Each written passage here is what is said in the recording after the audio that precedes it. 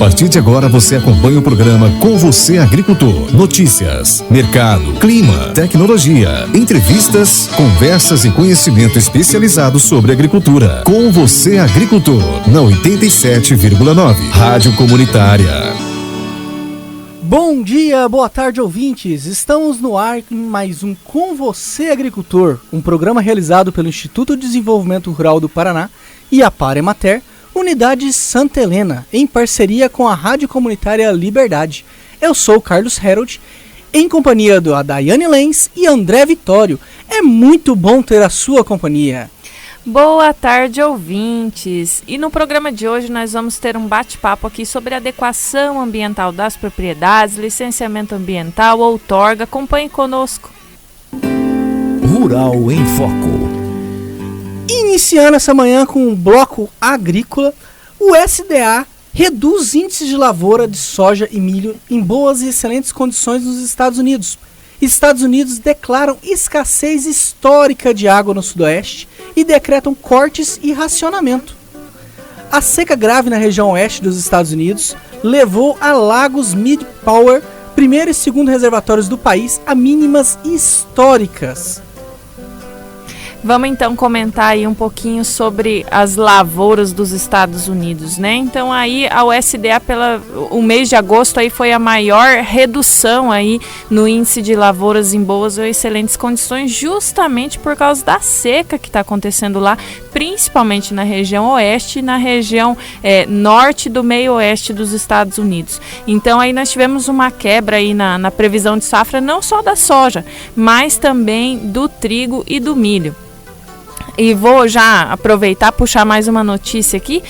No Brasil, nós também estamos nas mesmas condições, né? A nossa soja está com estoque menor e os preços acabaram subindo aqui. Nem esperávamos por isso, mas acabaram subindo.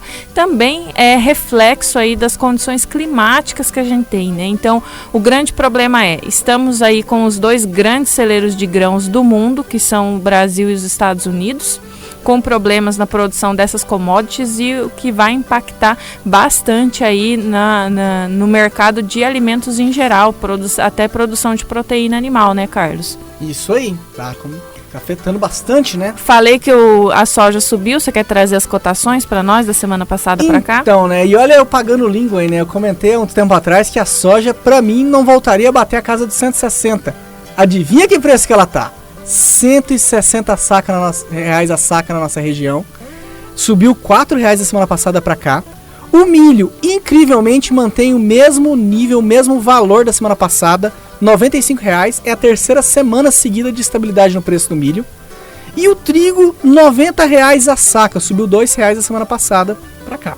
A gente tem aí problemas, né, das nossas condições climáticas, passamos por seca, passamos por geada e como o Lazinski trouxe a informação na semana passada pra gente, provavelmente vamos passar por seca novamente. Então aí os preços dos grãos tendem a subir. Com certeza, mesmo estando no período de colheita, né, assim, aproximando a colheita do milho, colhendo o milho aí e o preço continuando se mantendo alto. Brasil segue importando mais milho do que em 2020. A média diária de desembarques em agosto de 2021 é 64% maior que em agosto de 2020.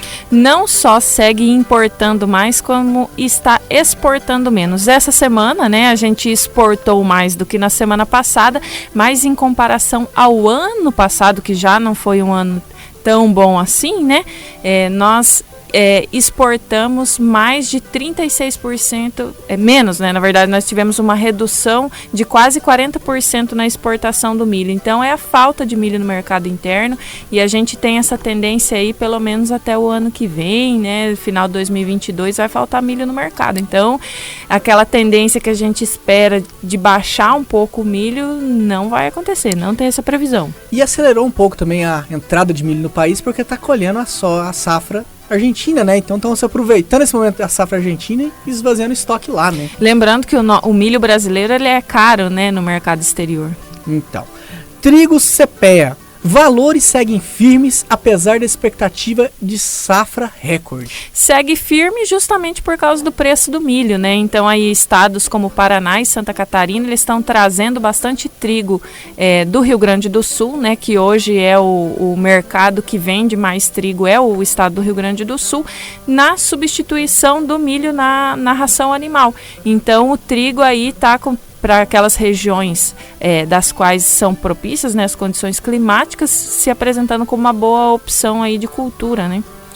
Gesso agrícola, o protagonista da produtividade em termos de adversidade climática. Pois é, tempos de adversidade climática e a gente espera que tenha uma seca, então menor umidade do solo, né? Então o gesso aí, a gente costuma muito falar de calagem como correção de solo, a gente fala muito pouco de gessagem, né? No qual a gente faz aí uma amostragem de solo numa camada um pouco mais profunda, né? E o gesso ele tem algumas características que vão ajudar aí nesse período de seca. Na semana que vem a gente vai tratar melhor desse assunto, nós vamos receber o Eduardo Vames para ser entrevistado no nosso programa, né? E ele vai falar sobre correção de solo e sobre gessagem também. Então, para quem quiser saber mais desse assunto, nos acompanhe também na semana que vem. Vamos dar início então ao bloco pecuário. Scott Consultoria, escalas de abate caminhando com certa tranquilidade nas praças paulistas. Bom dia, boa tarde, pessoal. A gente vê a continuidade, né, das escalas se mantendo em estabilidade. Na nossa praça aqui, a praça especificamente de Toledo, tivemos uma leve queda, né, da semana passada para cá. Ele tinha chegado a 120, caiu para 320, caiu para 310. Mas em Cascavel teve uma leve alta, então a gente vê que há uma estabilidade, é bem local essas flutuações. E a gente tem, na verdade, uma demanda firme ainda de exportação, só que o mercado interno tem segurado esses preços, né, porque o açougue está caro e a gente não está com dinheiro para ficar comprando carne como um tempo atrás. Quer puxar as cotações já pra gente, André? Então, como eu acabei de falar, né, o boi gordo de 320 da semana passada em Toledo caiu para 310 e em Cascavel de 300 subiu para 306. Mercado do leite segue equilibrado neste início de agosto, com oferta enxuta e demanda enfraquecida. Infelizmente, né, a gente vê que a demanda está baixa, então para os laticínios vender está difícil e isso vai acabar segurando o preço pago ao produtor também, apesar de ter uma oferta mais controlada, a demanda está segurando o preço para não subir ao produtor, né, o preço que o produtor recebe pelo litro de leite. Empresa sueca cria leite de batata. Uma opção para quem é vegano, vegetariano, né, que não gosta do leite de vaca, o leite animal. Então, em substituição aos leites antes que eram muito caros, o leite de amêndoas, leite de aveia que eles estavam fazendo, começou-se a trabalhar em cima de um leite de batata, que é muito mais barato de produzir. Gente, eu não sei se eu deveria fazer esse comentário, mas sou só eu que penso que leite de batata deve ser uma coisa horrível. Essa é uma coisa deliciosa. É uma opção de quem não quer consumir o leite de vaca, na verdade, né? Não é nem pelo sabor, eu acredito. Aí. Eu acho que é por uma opção ou por necessidade, às vezes quem é alérgico. Embarques de carne suína brasileira esfriam, mas analista pontua desempenho geral como bom. As carnes suínas, elas vêm num patamar de tranquilidade, continua a exportação se mantendo. A gente esperava uma queda, não ocorreu e vem em boa condição, né? E vem se mantendo. E isso mantém o preço também para o produtor de suínos. Repique no preço do milho em julho aumenta custos de produção para a suinocultura. Esse é um ponto que a gente já vem comentando, né? A gente até falou agora do milho. Enquanto o frango teve alguns reajustes, né? A carne de frango, a carne de suíno não teve tanto reajuste assim tanto quanto o frango. Então tá mais apertado para o produtor de suíno, no caso do integrado fica um pouco mais controlado, né? A gente não sente tanto o produtor mesmo lá na propriedade, mas a carne suína, a cadeia da carne suína está se apertando um pouco mais que a carne de frango. Rebanho de fêmeas na China diminui em julho, o primeiro declínio em quase 2 anos. É um sinal que eles chegaram perto da estabilidade. Isso é já um abate de matrizes que eles estão tendo. Então a gente vê que eles estão no patamar já de recomposição do rebanho deles, dos estoques. Não dá para deixar de duvidar que pode ter um novo foco de peste suína africana, a gente nunca sabe a realidade deles, eles passam uma ideia nem sempre do que é a verdade, mas é um sinal de que eles estão próximos já do estoque normal. André, a gente está vendo aí um período de instabilidade, né, nesse rebanho de suínos da China, né? E isso afeta diretamente aqui a nossa produção, porque a gente exporta boa parte dos suínos para corte que a gente produz aqui, é exportado para a China, né? É uma tendência a gente ver essa flutuação aí no rebanho deles? Não é uma tendência, na verdade isso para eles também é ruim, né? Mas é uma questão de controle sanitário, controle produtivo, chegar naquele patamar de estabilidade, né? O que a gente tem hoje, a gente continua produzindo, independente do mês, a gente produz, né? A parte de suínos e aves já tem uma integração bem boa. Parece que depois que eles tiveram aquele primeiro surto de peste suína africana, tudo meio que desestabilizou um pouco a produção de suíno deles, né? Desestabilizou bastante, né? Não foi pouco. Essa preocupação. Eles nem conseguiram mais estabilizar mais o rebanho no patamar antigo. Agora está sinalizando que está chegando. Essa preocupação, ela tem que ser aqui no Brasil também, né? Com certeza. Aí a peste suína chegou nas Américas, né? Como a gente já comentou na semana passada. Dessa vez foi o Instituto de Defesa Sanitária de Minas Gerais, que está alertando sobre a peste suína africana nas Américas, né? Semana passada a gente teve isso já em estados aqui do sul, mas o Paraná não vai ficar de fora, tem que se prevenir também. Custos de produção para aves sobe em julho, mas com menos intensidade do que para suínos. Essa é a notícia semelhante àquela do milho, aumentando os custos para a suinocultura, né? É aquele comentário que eu já fiz. Falando da próxima notícia, né? Os ovos, o preço dos ovos baixaram de novo um pouquinho, que a gente esperava que se mantivesse ou subisse um pouquinho, agora ele segurou. Isso muito por causa do mercado, né? O mercado não aceita pagar muito por uma proteína que é a mais barata que o consumidor tem acesso. Vamos então caminhando para o bloco climático. Chuvas isoladas caem no sudeste, nova frente fria deverá subir no dia 24 e alcançar o centro-oeste. Para a nossa região, a gente vai ter uma semana de clima estável, com tendência de temperaturas mais elevadas do que nos últimos dias aí, podendo chegar a 38 graus no dia 24, na terça-feira da semana que vem. Mas vamos ter um final de semana quente então. E após essa terça-feira a gente tem uma previsão de chuva aí e volta o clima a dar uma esfriada. A previsão é para a semana que vem somente essa chuva. Pelas previsões aí, o acumulado em torno de 25 a 30 milímetros na semana que vem. Essa semana sem chuva. Lembrando aí que erramos a da semana passada, né? Quinta e sexta choveu, teve regiões que deu mais de 20 milímetros, né? E outra coisa, vamos lembrar que hoje a AMPAS está fazendo entrega dos certificados de produção orgânica em Santa Helena. Então, pessoal, um abraço lá para Maria, pessoal da Biolabor, e aí tá fazendo... Parabéns, né? Por parabéns. Ter esse trabalho, é o resultado de todo um trabalho que está sendo coroado hoje, a entrega dos certificados de orgânico para os produtores. Muito bom. É isso aí, gente. E vamos chegando para o nosso bloco de apoiadores. Já voltamos, vamos falar hoje sobre... licenciamento ambiental e outorgas de água, um assunto que é chato, mas que é necessário hoje à agropecuária, e a gente vai trazer um pouco de esclarecimento. Fique ligado que já retornamos.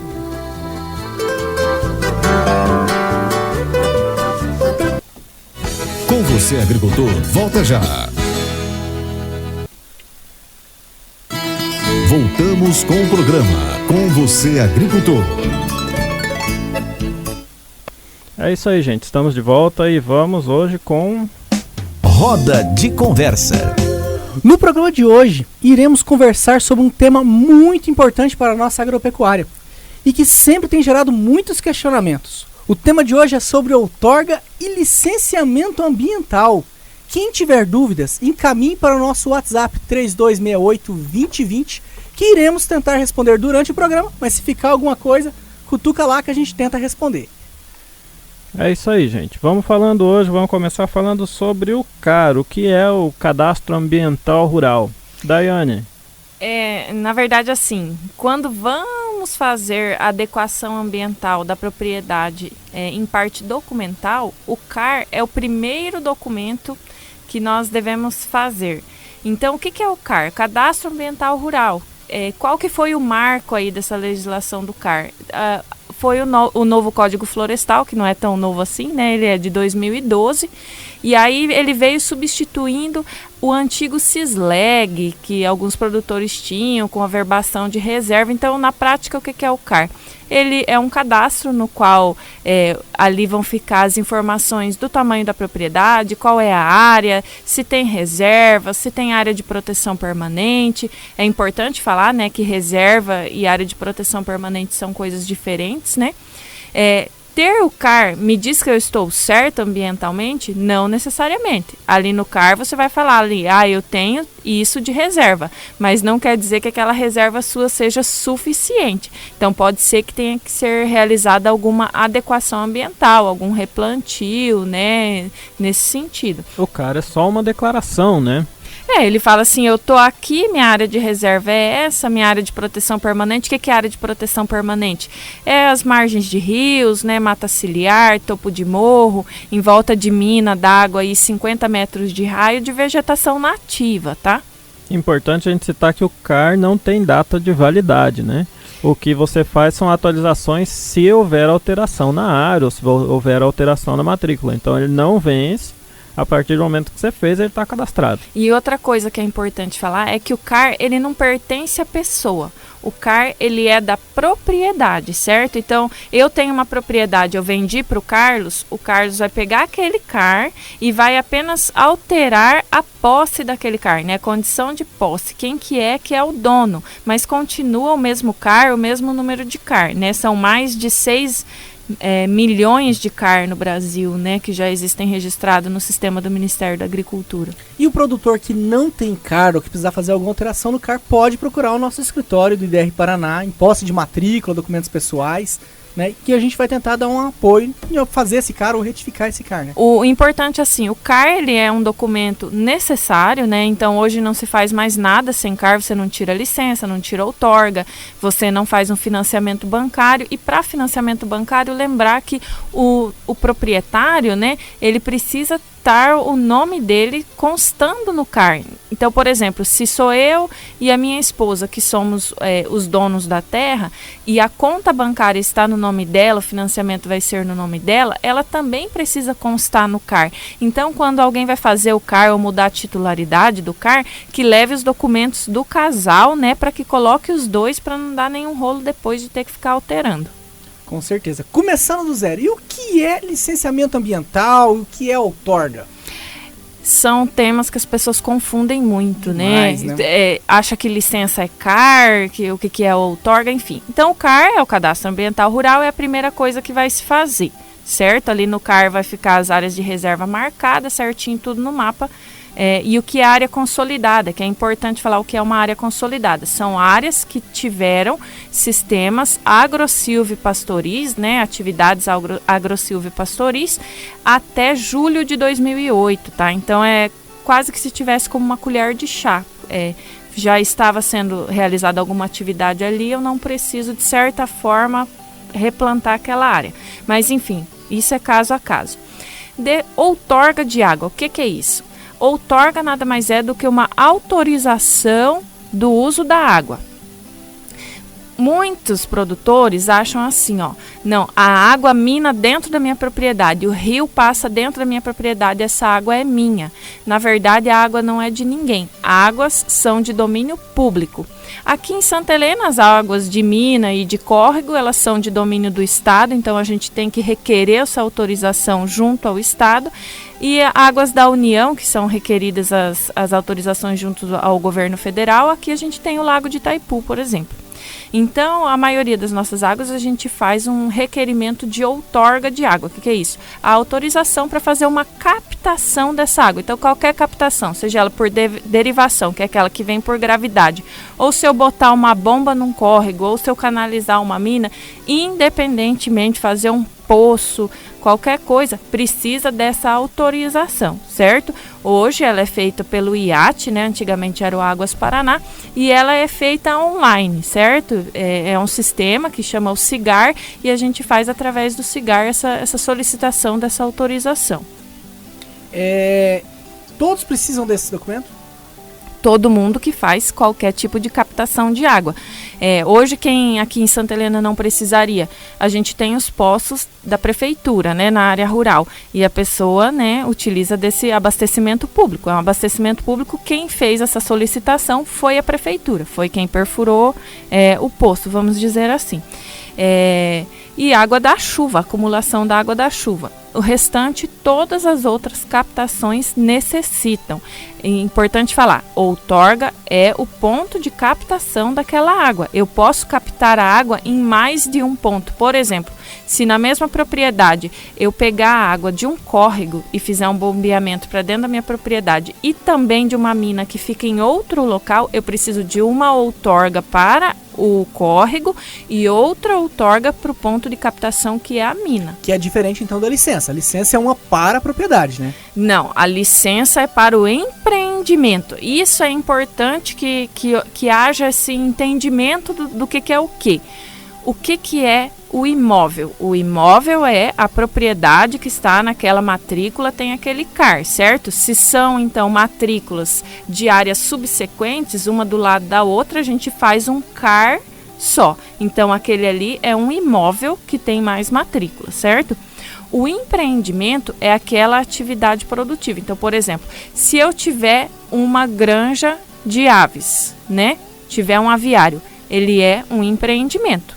Certo? 2 aviários é outro empreendimento? Não. É o meu empreendimento de avicultura de corte, certo? Então, independente se eu tiver 1 ou 7 aviários, eu vou tirar uma licença ambiental para o empreendimento. Mas e se eu tiver também na mesma propriedade bovino de leite? Eu preciso fazer licença ambiental para o bovino de leite também, separado. Tá? No fim, assim, cada criação tem a sua licença ambiental, né? Que nem sempre é uma licença ambiental que precisa de autorização. Existem limites na legislação, né? Em que você só declara que produz e não tem impacto, né? Que seria a dispensa de licenciamento, no caso. Isso, a gente tem modalidades de licença, a gente teve aí novos enquadramentos, a legislação ela é bem recente, ela é de 2020, né? Então a gente teve enquadramentos que facilitou bastante essa questão do licenciamento ambiental. Para as atividades de produção animal, suinocultura, aquicultura, avicultura de corte e bovinocultura, tanto de corte quanto de leite, tá bem legal de fazer o licenciamento porque tá tudo no sistema, no SGA, que é o Sistema de Gestão Ambiental do IAT. Então, boa parte dessas atividades está num porte assim para tirar essa dispensa de licenciamento ambiental, que ela sai na hora, né? O que precisa só o produtor tirar uma certidão ali, pagar uma certidão de negativa de débitos ambientais junto ao IAT, né? Que demora uns 2 dias para compensar e aí depois a gente consegue fazer a licença. Tem algumas atividades que ainda não necessitam nem da dispensa, né? Por exemplo, a criação de ovinos ainda não tem uma legislação específica para dar o limite de delay e coisa. Então, se precisar o banco cobrar, dá para fazer um protocolo, né? No entanto, não é obrigatório ainda esse tipo de licenciamento no sistema. E assim, para encerrar, outorga precisou de água, não está utilizando a água do poço, não está utilizando uma água que venha de poder público, venha da prefeitura, por exemplo, vai precisar de outorga. Licenciamento, se está trabalhando com atividade na área animal, na grande maioria, trabalhando na área animal ou na agroindústria, também vai precisar de algum tipo de licenciamento. Também tem na área vegetal também tem. Por exemplo, hoje a gente exige para irrigação, né? Então, todo o sistema de irrigação precisa pelo menos uma DELAI, né? Então, precisa de irrigação. Ainda não está no SGA, né? Mas é um pouco mais demorado. Todo mundo reclama muito, né, do processo aí de licenciamento que demora, mas, gente, eu vou falar, melhorou muito, muito mesmo nos últimos anos. Assim, antes a gente perdia papel e agora não tem mais nada em papel, então tá muito bom. A outorga antes gastava 5 anos, 10 anos para sair uma outorga, né? Já teve casos. E agora a gente tá praticamente saindo. Numa semana você consegue resolver boa parte dessa papelada. Não. A outorga é um pouco mais complicado, não resolve tanto assim. Vamos falar aqui sobre outorga e a declaração de uso insignificante, que são coisas diferentes, tá? Então, são 2 documentos que podem ser emitidos. A declaração de uso insignificante de recurso hídrico. O que é isso? É a popular dispensa de outorga. Para a maioria dos produtores, isso vai funcionar. Por quê? São captações até 1,8 metro cúbico de água por hora para atividades no geral. Para aquicultura, são captações de até 5,4 metros cúbicos por hora. Então, o limite é um pouco maior. Mas assim, gado de corte, gado de leite, avicultura, geralmente a dispensa de outorga resolve. E aí a gente tem o processo de outorga mesmo, que ele é composto por 2 etapas. A chamada outorga de direito, né? A primeira delas é a outorga prévia, né, que eu faço antes de implantar aquela captação, e aí eu vou fazer, precisa de um projeto técnico com ART, então você tem que buscar um técnico para fazer esse processo para você, né, seja uma assistência técnica pública ou privada, tanto faz. E aí você vai fazer esse processo de outorga prévia, e aí essa análise é que demora, tá? Então pode demorar de 6 a 8 meses para fazer essa análise. Tendo tudo certo, eles emitem. Não tendo, que é a maioria dos casos, eles devolvem a gente para fazer as correções, tá? Mas ainda assim é mais rápido do que era antes. Peguei a outorga prévia, faço o licenciamento ambiental da minha atividade, do meu empreendimento, e depois do licenciamento ambiental eu peço a outorga de direito, que é aquela que vale por 10 anos. É importante a gente citar, né? A licença e a outorga, elas têm data de validade. Isso varia conforme o tipo de licença, o tipo de outorga e qual a atividade também, se ela é mais impactante ou menos impactante. Acho que a gente pode comentar já a pergunta do nosso colega, o Jonathan, que mandou no grupo aqui, de renovação de uma outorga de um poço que já está perfurado. Então, essa outorga, ela vence, né, Daiane? Então, a gente, quando ela venceu, tem que se proceder uma nova outorga. O ideal é assim, ó, a outorga você não vai solicitar uma nova outorga. Se você já tem uma, você vai solicitar renovação, tá? A renovação, ela deve ser, tanto de licença como outorga, ela deve ser solicitada 120 dias antes de vencer, tá? Por quê? Porque o IAT, ele tem 90 dias para analisar, e se ele não te conceder, você tem mais 30 dias para recorrer. Então, por causa dos prazos, sempre é bom estar atento, porque se eu for lá 15 dias antes de vencer tentar renovar, aí pode ser que os prazos não consigam se cumprir. E a partir do momento que ela venceu e o parecer positivo para a renovação não foi dado, você perdeu aquela e você tem que iniciar o processo do começo, que é muito mais complicado. Isso aí era a dúvida do nosso colega, né? Mas ele vai ter que contratar então um geólogo, né? Que é o responsável, que é a pessoa que tem que assinar, né? O Jonathan estava perguntando muito ali a questão do posto, que já existe, não tem documento. Gente, toda captação de água tem que ter documentação, ponto. Ela existindo ou não, tá? Tem que fazer a documentação mesmo que ela já exista. Tanto que lá no sistema do SIGAR tem uma pergunta lá que a gente responde sim ou não. Essa captação, ela já existe? Sim ou não? E o próprio sistema vai direcionando a gente. O Jonathan, se ele quiser, ele pode chegar até no escritório, a gente dá uma mão lá, vai mexendo no SIGAR e ver essa questão do posto que ele tem lá. Mas assim, o posto, que é uma captação subterrânea, né? Ela precisa da RT do geólogo, enfim, toda captação subterrânea precisa das análises de água, né? Então é um pouco mais complicado do que captações superficiais, que a gente chama, que são de córregos e minas. Geralmente quem perfura poços, né, já fornece esse documento, né? A empresa que vem perfurar, ela já vem com o pedido da outorga prévia. Então é um procedimento a menos para o produtor rural. Isso, normalmente essa empresa que faz a perfuração, na verdade, ela já faz os estudos prévios, né? Se vai ter água, se não vai ter, enfim, o tipo de solo e tal. E aí eles já dão entrada no processo da outorga prévia. E com relação, assim, estamos indo bate e volta, licença, outorga, e com relação ao vencimento das licenças, eu acho que esse é um ponto interessante para a gente poder dizer. Parece bastante, mas e as DELAI? DELAI não é uma licença. A DELAI é uma dispensa de licenciamento ambiental. Então, ela serve para eu ter o meu empreendimento operando? Com certeza serve, desde que o seu empreendimento tenha o porte que na legislação ali está estipulado. Então, para avicultura, suíno, bovino, geralmente a DELAI funciona. A gente não tem grandíssimos empreendimentos aqui em Santa Helena. Piscicultura já é mais complicado, porque a DELAI, ela, para piscicultura, pela legislação, dá mais ou menos aí um peixe por metro, né? Um peixe e meio por metro. Então, ninguém produz isso. Já teria que partir para uma licença simplificada, que daí é uma licença mesmo. Qual é a diferença, assim, documental? A DELAI, ela não é passível de alteração. Então, por exemplo, eu não posso passar uma DELAI que está no meu nome para o nome do Carlos, nem posso incluir o nome do Carlos numa DELAI que está no meu nome.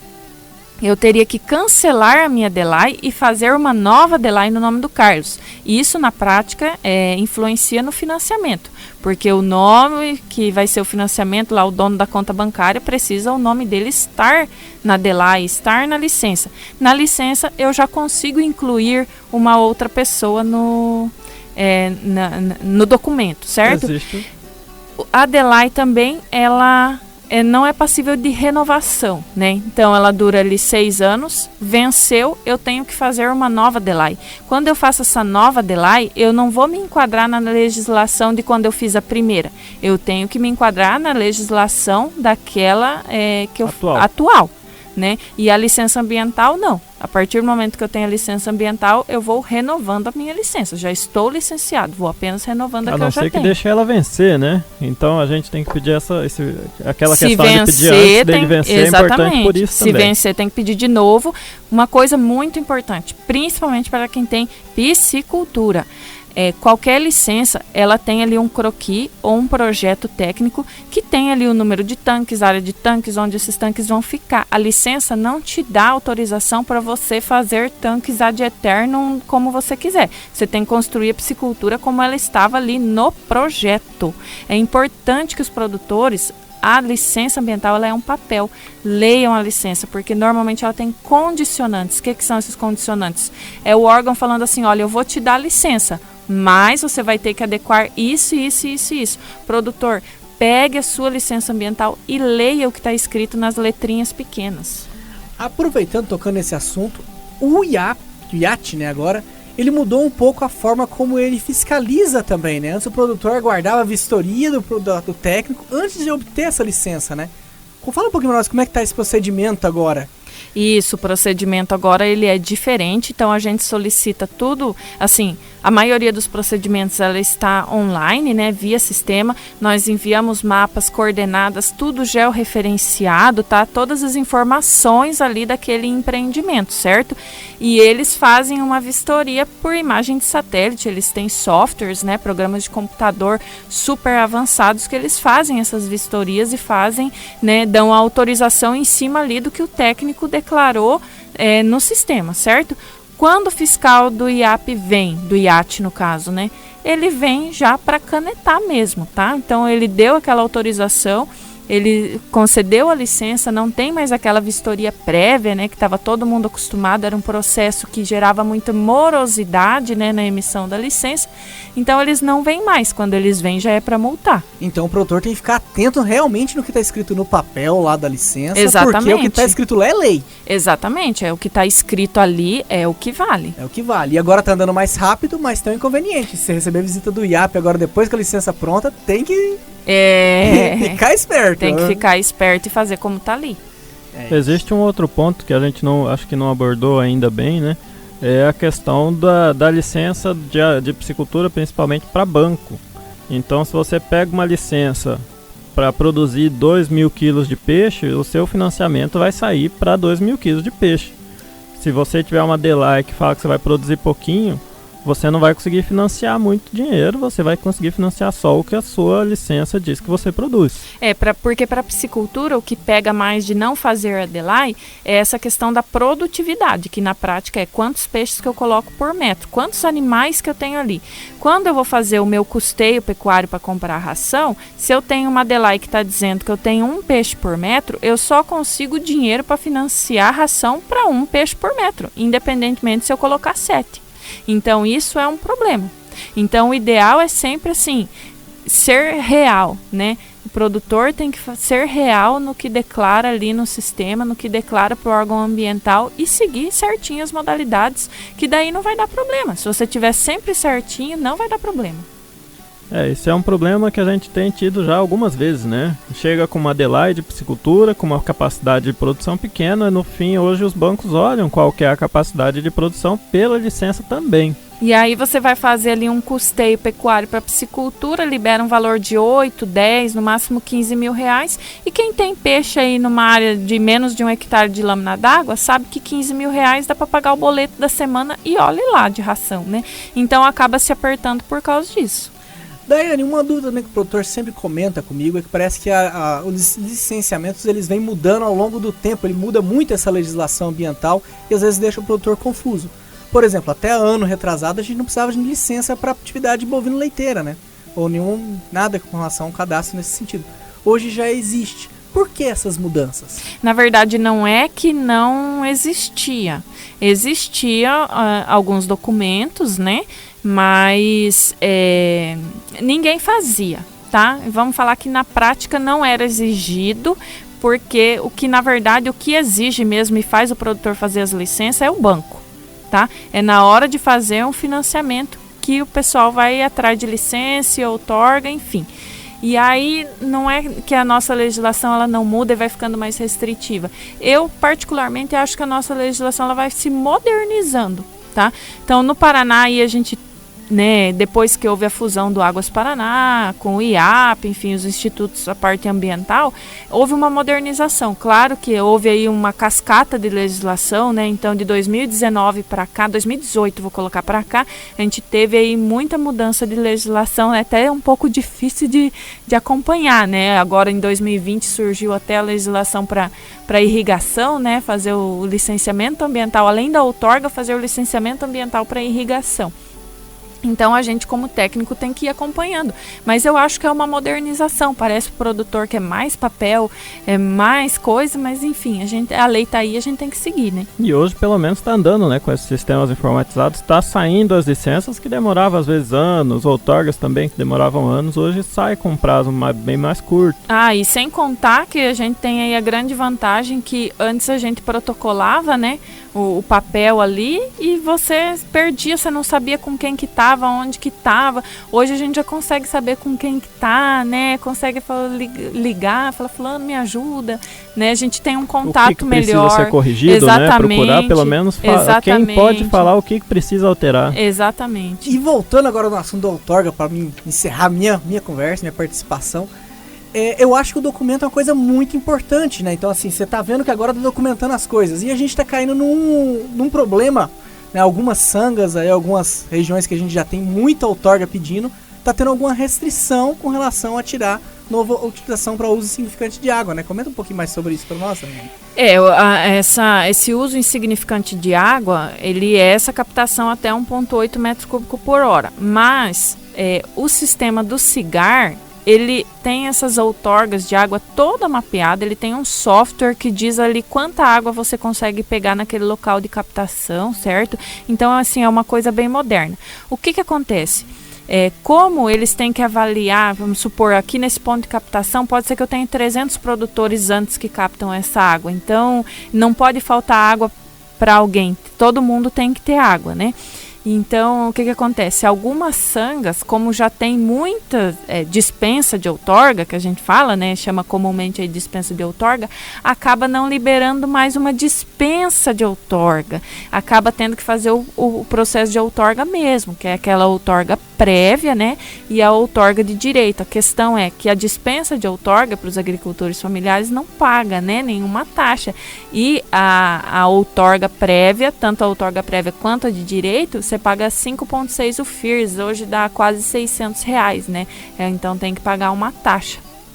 Ainda que a captação seja insignificante. Esses dias eu fui fazer um que era 100 litros de água por hora, né? E como já tinha dado aí o limite do manancial, acabou caindo na outorga prévia. Mas vale a pena dizer, quem tem a outorga, aquela água que está no papel lá, é uma água que você tem direito independente da condição, outorga, né? Então você se a garante. outorga de direito. A outorga prévia, ela vale 2 anos. Depois que você tem a outorga prévia, você tem que correr com os licenciamentos ambientais e depois solicitar a outorga de direito. Essa sim é a que vale 10 anos e você vai renovar ela.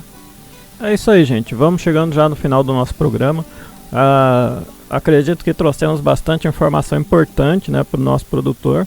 Para quem é da cidade também são informações que geralmente não tem acesso, né? Então a gente fica à disposição lá no IDR, no escritório. Quem tiver alguma dúvida, nos grupos também de WhatsApp, que tiver qualquer dúvida, nos procurem e a gente fica à disposição.